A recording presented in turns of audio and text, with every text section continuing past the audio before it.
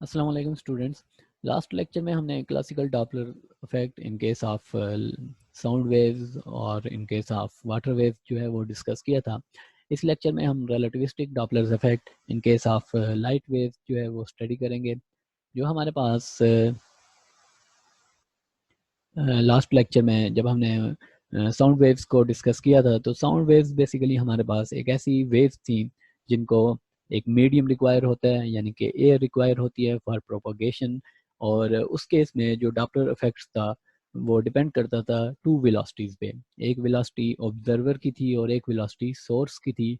लेकिन जो हमारे पास अभी गिवन केस है रिलेटिविस्टिक डॉपलर इफेक्ट, इस केस में जो डॉपलर्स इफेक्ट है वो डिपेंड करता है on relative velocity between the source and the observer, क्योंकि आपके पास कोई प्रेफर्ड फ्रेम ऑफ रेफरेंस नहीं होता जिसकी मदद से आप दोनों की जो है वो वेलोसिटी कैलकुलेट कर सकें।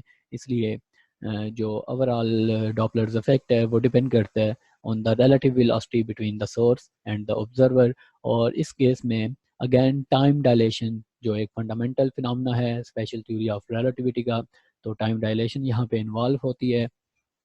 तो अब हम देखते हैं कि रिलेटिविस्टिक डॉपलर इफेक्ट के केस में हमारे पास फाइनल फार्मूलेशन क्या होगी। तो हमारे पास v equals to F lambda जो वेव इक्वेशन है वो थी, और इस केस में हमारे पास f आ जाएगा equals to v divided by lambda. लेकिन हमें पता है कि फॉर इलेक्ट्रोमैग्नेटिक वेव्स और फॉर लाइट वेव्स v जो है वो आपके पास c के इक्वल होती है equals to speed of light. तो इक्वेशन 1 हमारे पास इस केस में बन जाएगी equals to c divided by lambda. Okay, एक तो यहाँ पे ये चेंजिंग हमारे पास आ जाएगी कि जो स्पीड ऑफ वेव है वो इस केस में स्पीड ऑफ लाइट के इक्वल है, और f equals to c divided by lambda हमारे पास इस केस में आ जाएगा। और अब हम लेट्स से दो फ्रेम्स जो हैं वो यहाँ पे कंसिडर करते हैं। एक फ्रेम हमारे पास एस फ्रेम है और दूसरा फ्रेम हमारे पास एस प्राइम फ्रेम है। और S prime frame let's say move कर रहा है towards the S frame with some velocity v, और यहाँ पे जो वेलोसिटी है वो वेलोसिटी ऑफ फ्रेम है, या आप रिलेटिव वेलोसिटी उसको यहाँ पे कह सकते हैं। और यहाँ पे जो सोर्स पड़ा हुआ है एस प्राइम फ्रेम में, सो एस प्राइम फ्रेम में जो सोर्स की फ्रीक्वेंसी होगी वो एफ नॉट होगी, जो टाइम होगा वो प्रॉपर टाइम होगा, और उसके बाद जो लेमडा होगी लेट से उसको हम लेमडा नॉट कह लेते हैं, यानी कि प्रॉपर वेवलेंथ। और इसी तरह एस फ्रेम में जो कोई ऑब्जर्वर इसको मेजर कर रहा होगा, लेट से आप अर्थ पे इसको मेजर कर रहे हैं, तो अर्थ पे जो इसकी फ्रीक्वेंसी आप मेजर करेंगे वो होगी आपके पास एफ, वेवलेंथ लेमडा और टाइम टी के इक्वल।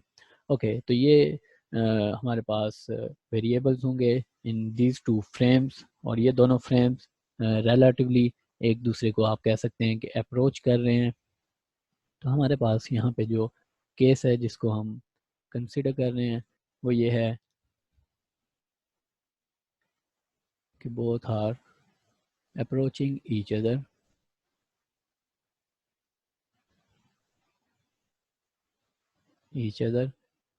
और ये केस हम कंसिडर कर चुके हैं इन जो हमारा लास्ट लेक्चर था जिसमें हमने साउंड वेव्स के केस के लिए इस फिनोमेना को स्टडी किया था, डॉपलर इफेक्ट को। और यहाँ पे जो हमारे पास एस प्राइम फ्रेम है, यहाँ पे जो फार्मूला ओबे करेगा इन एस प्राइम फ्रेम वो हमारे पास होगा F not equals to C divided by lambda nought. Okay, और एस फ्रेम में जो हमारे पास फार्मूला आएगा वो आएगा F equals to C divided by lambda. Okay, C दोनों में सेम होगा क्योंकि स्पेशल थ्योरी ऑफ रिलेटिविटी का जो हमारे पास सेकंड पास्टुलेट है वो हमें यही डिक्टेट करता है कि स्पीड ऑफ लाइट आप किसी भी फ्रेम से ऑब्जर्व करें वो आपके पास सी के इक्वल होगी। इसको आप इक्वेशन 2 कह और इसको इक्वेशन 3 कह लें।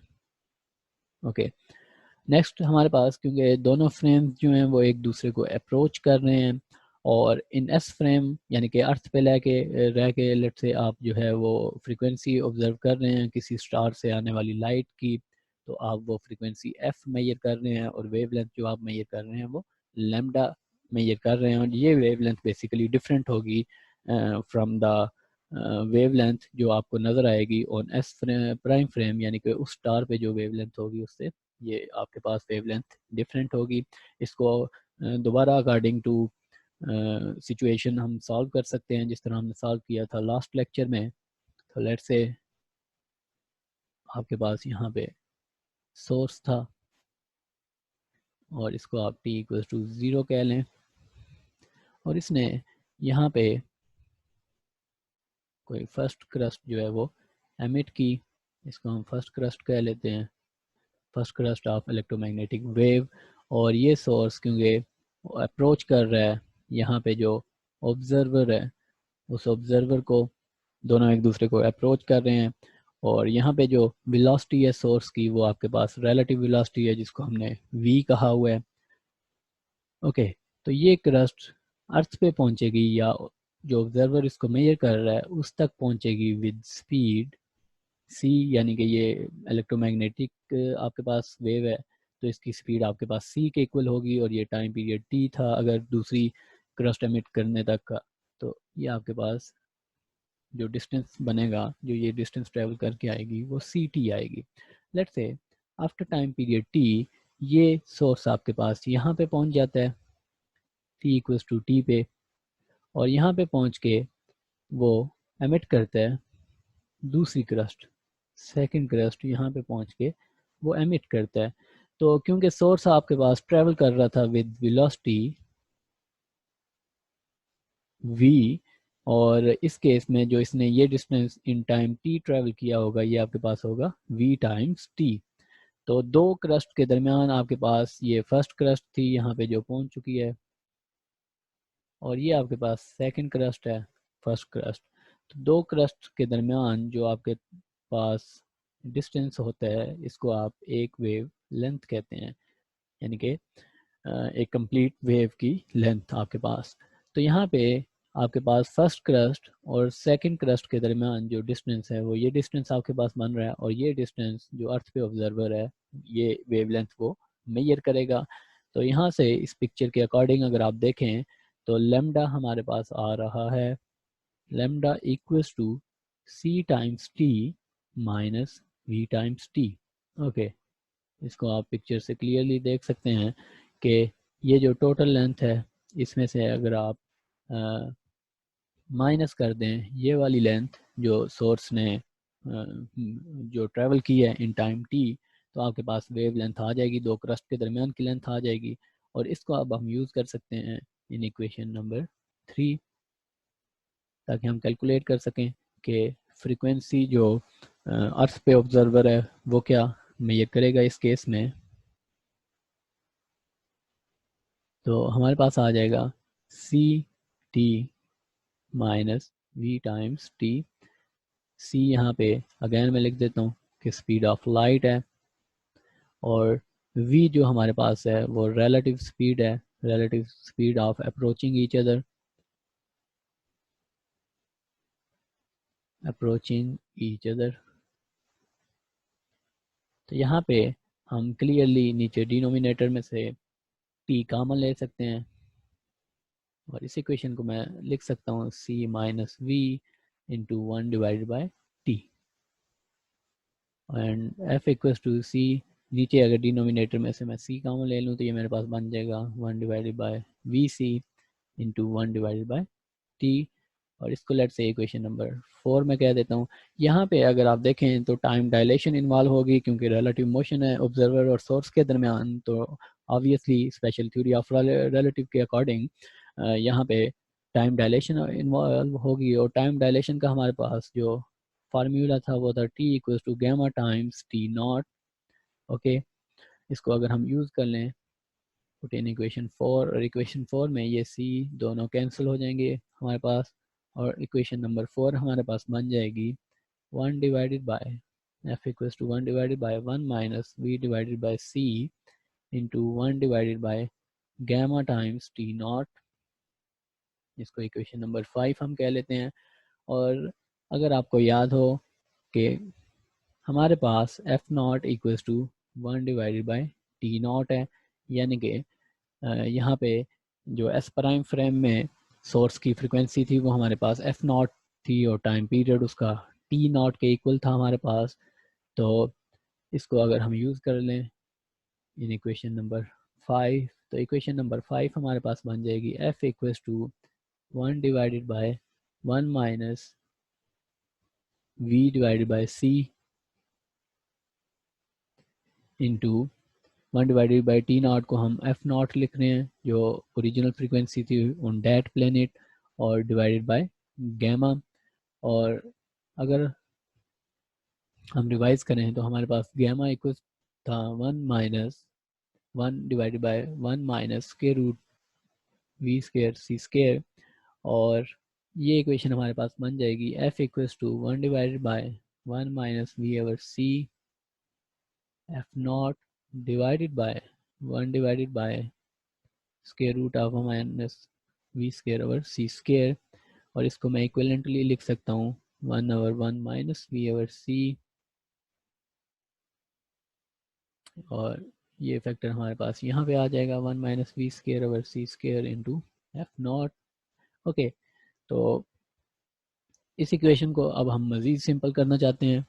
1 minus we square over C square को मैं लिख सकता हूँ 1 square minus we square over C square, और ये आपके पास बन जाएगा 1 minus we divided by c multiplied by 1 plus we divided by c. यहाँ पे हमने फंडामेंटल आइडेंटिटी यूज़ की है a square minus b square equals to a minus b into a plus b, और इसको मैं यूज़ कर लेता हूँ इन इक्वेशन 7, और ये हमारे पास इक्वेशन 7 है। तो इक्वेशन 7 हमारे पास आ जाएगी F equals to square root of 1 minus we divided by C 1 plus we divided by C divided by 1 minus we over C into F naught, और दोनों अंडर रूट्स को ऊपर मैं सेपरेट कर सकता हूँ 1 divided by we c 1 plus we divided by C divided by 1 minus we over c को मैं इस फॉर्म में भी लिख सकता हूँ स्क्वायर और अंडर रूट दोनों एट अ टाइम लिख के, और ये मेरे पास एफ नॉट बन जाएगा। और यहाँ से मेरे पास आ जाएगा 1 minus we over C 1 plus V over C divided by, ये दो अंडर रूट की फॉर्म में मैं लिख लेता हूँ 1 over v c 1 minus we over सी, और एफ नॉट यहाँ से ये दोनों फैक्टर्स हमारे पास कैंसिल हो जाएंगे, और एफ हमारे पास इक्वल्स टू आ जाएगा F equals to square root of 1 plus we divided by C 1 minus we divided by C into F naught. Okay, ये हमारे पास फार्मूला आ जाएगा when source and observer approaching each other।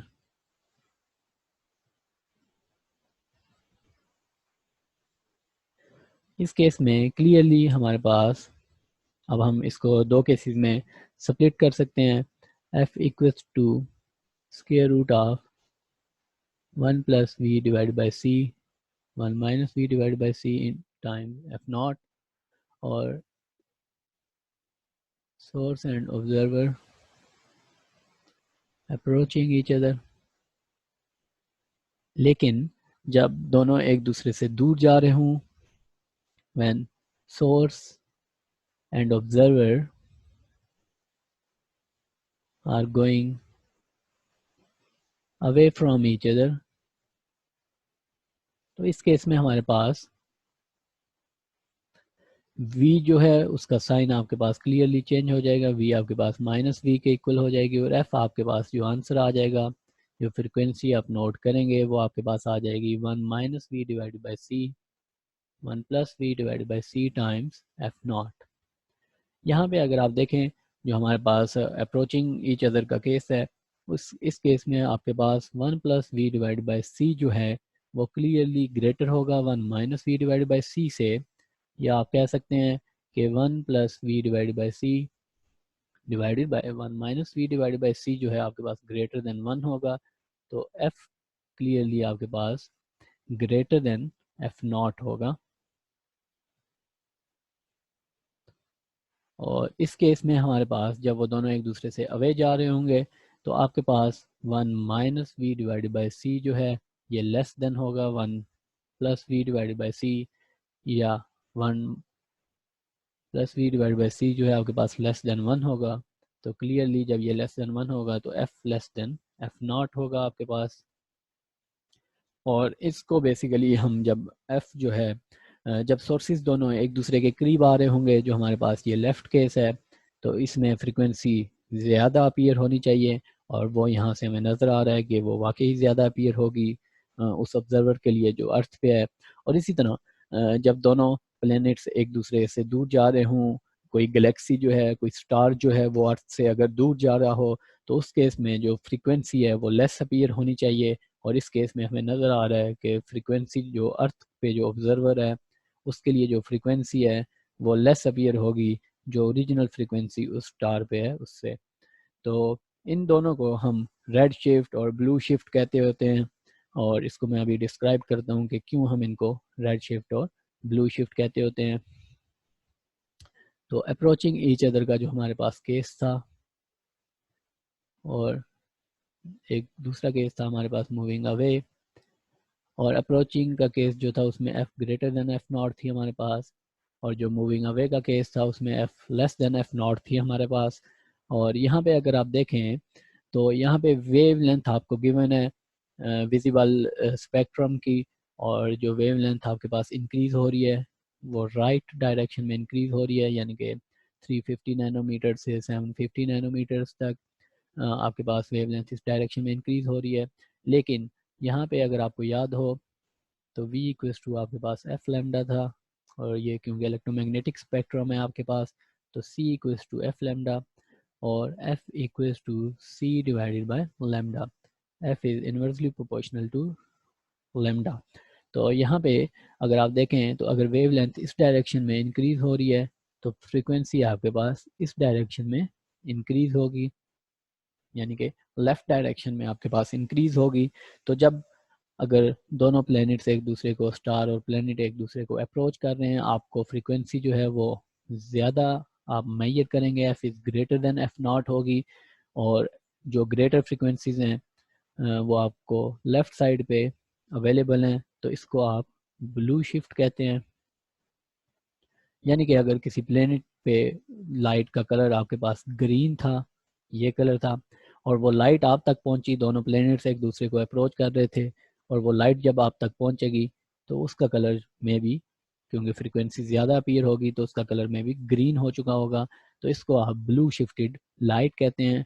और इसी तरह जब अर्थ आपकी ये थी और दूसरा जो स्टार था वो इस डायरेक्शन में ट्रेवल कर रहा था, और रिलेटिव मोशन उनके दरमियान इस किस्म का था कि दोनों एक दूसरे से अवे मूव कर रहे थे, तो फ्रीक्वेंसी लेस देन f0 आपके पास अपीयर होगी। यहाँ पे जो फ्रीक्वेंसी f0 थी और यहाँ पे फ्रीक्वेंसी f, तो अगर उस प्लेनेट पे या उस स्टार पे किसी लाइट का कलर ग्रीन था, ये कलर था f0, तो शायद आप तक पहुँचते हुए उसकी फ्रीक्वेंसी जब कम हो जाएगी तो वो रेड कलर में शायद आपको शो हो, यानी कि लेस फ्रीक्वेंसी आपको शो हो, क्योंकि less frequency right red light की आपके पास लेस फ्रीक्वेंसी है, तो इसको आप रेड शिफ्टेड लाइट कहते हैं, रेड शिफ्ट कहते हैं, यानी कि जब फ्रीक्वेंसी लेस अपीयर होती है।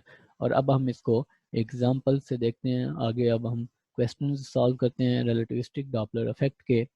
तो हमारे पास फर्स्ट क्वेश्चन है 35E, ये बेसिकली हेलिडे, रेजनिक और वाकर की बुक का प्रॉब्लम है। और 35E में वो हमें कह रहा है कि अ spaceship moving away from earth at a speed आपको गिवन है 0.9 c reports back by transmitting on a frequency measured in the spaceship frame। और ये जो फ्रीक्वेंसी है ये स्पेसशिप में मेजर की गई है, यानी कि ये आपके पास f0 है equals to 100 megahertz. To what frequency must Earth receivers be tuned to receive the report? Okay जो अर्थ पे ऑब्जर्वर्स बैठे हुए हैं वो अपने रिसीवर्स को किस फ्रीक्वेंसी पे ट्यून करें, लाइक रेडियो रेडियो पे जब आप फ्रीक्वेंसी ट्यून करते हैं तो आप स्टेशन जो है वो डिफरेंट स्टेशन ट्यून कर रहे होते हैं।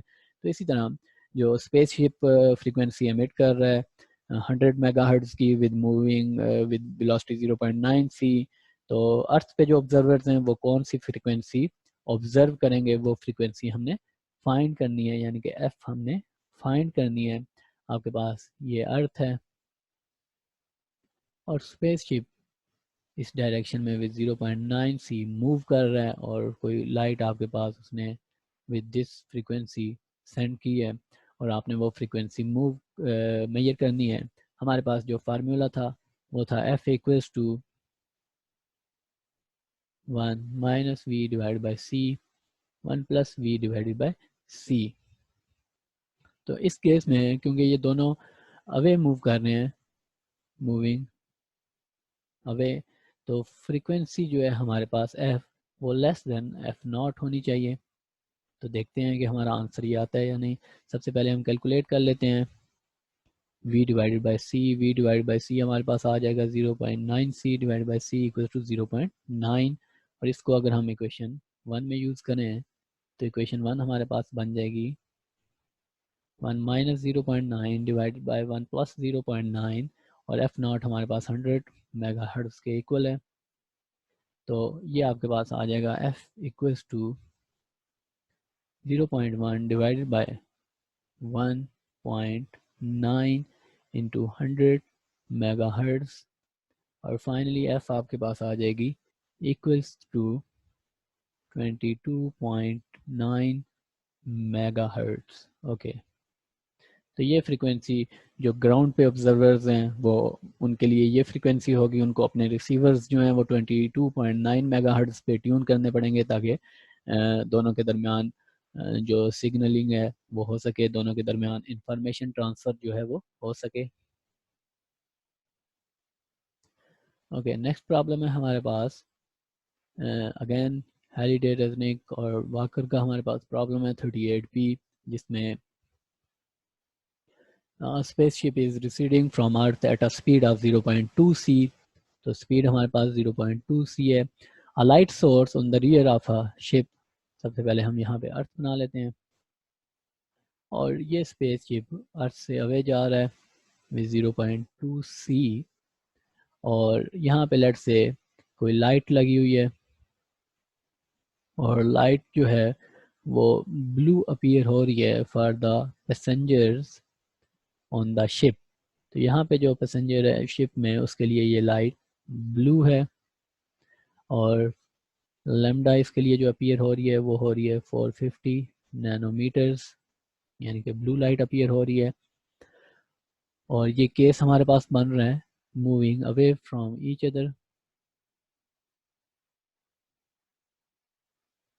अदर का केस बन रहा है। What colour would the source appear to an observer on the earth, तो यहाँ पे जो ऑब्जर्वर है उसके लिए ये ब्लू लाइट किस कलर की अपीयर होगी, वो कलर हमने फाइंड करना है। यानी कि अगर हम लैम्डा फाइंड कर लें तो हम इजीली बता सकते हैं कि जो अर्थ पे ऑब्जर्वर है उसके लिए ये कलर क्या होगा। तो ये बेसिकली लैम्डा नॉट है, यानी कि प्रॉपर वेवलेंथ है जो स्पेस शिप के ऑब्जर्वर्स मेजर कर रहे हैं, और जो अर्थ पे ऑब्जर्वर है वो लैम्डा मेजर करेगा। तो लैम्डा हमने कैलकुलेट करना है। Moving away from each other का हमारे पास केस है, तो फार्मूला हमारे पास हो जाएगा 1 minus we divide by C 1 plus V divide by C into F naught, और यहाँ पे v डिवाइड बाई सी हमारे पास आ रहा है 0.2, इसको हम यूज़ कर लेते हैं इक्वेशन 1 में। तो f हमारे पास इक्वल्स टू आ जाएगा 1 minus 0.2 divide by 1 plus 0.2 into F naught, और f बेसिकली हमारे पास इक्वल्स टू एफ आपके पास c डिवाइड बाई लैम्डा के इक्वल होता है, तो ये बन जाएगा c divide by lambda equals to 0.8 divide by 1.2 into c divided by lambda naught. c और c आपके पास कैंसिल हो जाएंगे, और ये इक्वेशन आपके पास बन जाएगी 1 divided by lambda equals to under root 0.8 divided by under root 1.2, और लैम्डा नॉट की मैं वैल्यू पुट कर देता हूँ 450 नैनोमीटर्स।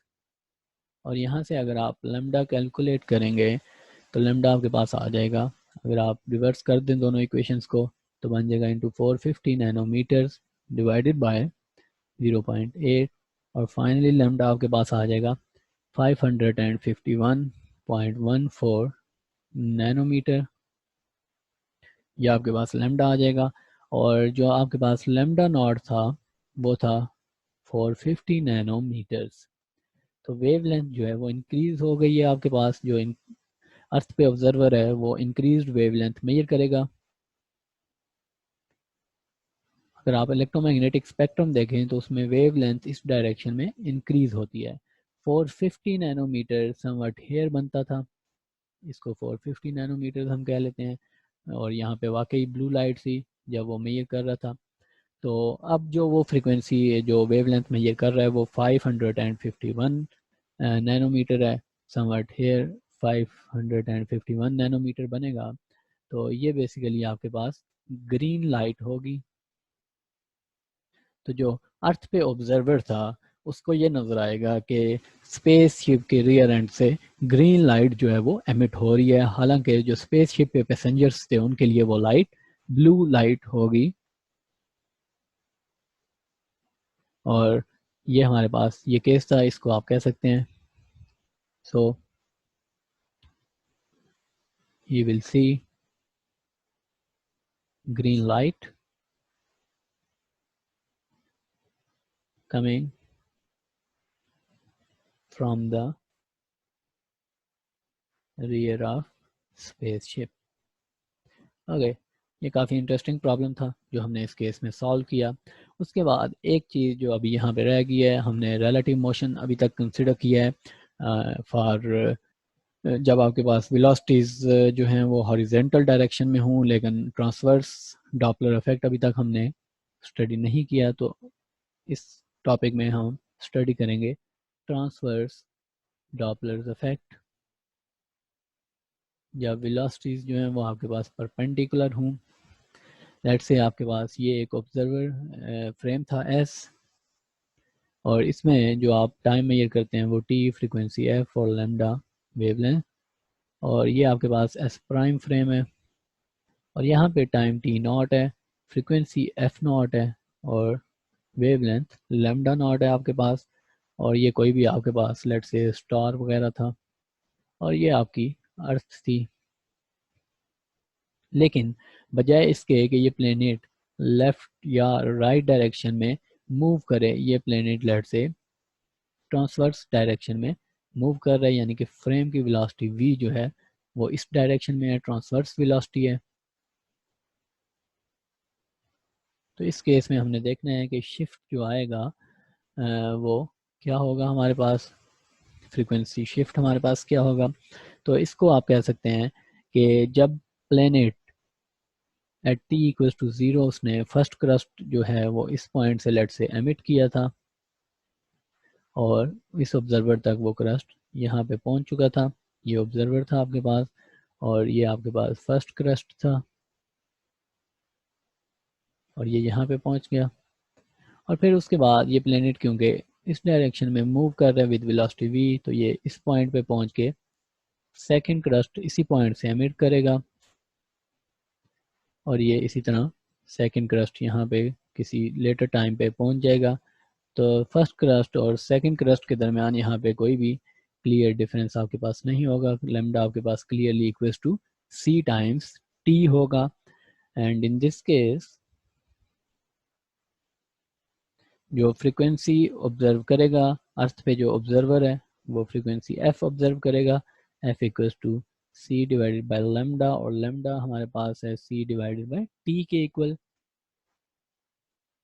f हमारे पास आ रहा है 1 डिवाइडेड बाय t के इक्वल, क्योंकि c और c आपके पास दोनों कैंसिल हो जाएंगे और 1 डिवाइडेड बाय t आपके पास f आ जाएगा। लेकिन यहाँ पे हमें पता है due to time dilation F आपके पास जो होगा, सॉरी जो टाइम होगा वो गैमा टाइम्स टी नॉट होगा। तो फ्रीक्वेंसी आपके पास बन जाएगी 1 divided by gamma into 1 divided by T naught, और 1 डिवाइडेड बाय टी नॉट जो है वो आपके पास ओरिजिनल फ्रीक्वेंसी है on that planet on inertial frame S prime. तो ये आपके पास बन जाएगा 1 divided by gamma into F naught, और गैमा की वैल्यू हमारे पास होती है 1 divided by square root of 1 minus we square over C square. Okay, तो इक्वेशन 2 को आप रीराइट कर सकते हैं, F equals to F naught divided by gamma, यानी कि फ्रीक्वेंसी आपको लेस अपीयर होगी जब भी ट्रांसवर्स डायरेक्शन में आपके पास वेलोसिटीज होंगी एफ आपके पास, क्योंकि जब भी आपके पास v इज ग्रेटर देन 0 होगी तो गैमा आपके पास ग्रेटर देन 1 होगा। तो इस केस में जब गैमा ग्रेटर देन 1 होगा तो f आपके पास लेस देन एफ नॉट होगी, और ये आपके पास क्लियरली कॉन्सिक्वेंस है टाइम डायलेशन का, ऑफ टाइम डायलेशन। तो ये हमारे पास फ्रीक्वेंसीज होती हैं। चेंज इन फ्रीक्वेंसी आपके पास आता है ड्यू टू टाइम डायलेशन जब आपके पास वेलोसिटीज हों ट्रांसवर्स डायरेक्शन में, चाहे आपके पास ये वेलोसिटी अपवर्ड थी या अगर ये वेलोसिटी आपके पास डाउनवर्ड भी हो तो तब भी आपके पास यही रिलेशन आएगा, यानी कि f equal to F naught divided by gamma ही आपके पास आएगा। नेक्स्ट लेक्चर में इंशाल्लाह हम रिलेटिविस्टिक मोमेंटम और रिलेटिविस्टिक एनर्जीज को डिस्कस करेंगे। अपना ख्याल रखिए। अल्लाह।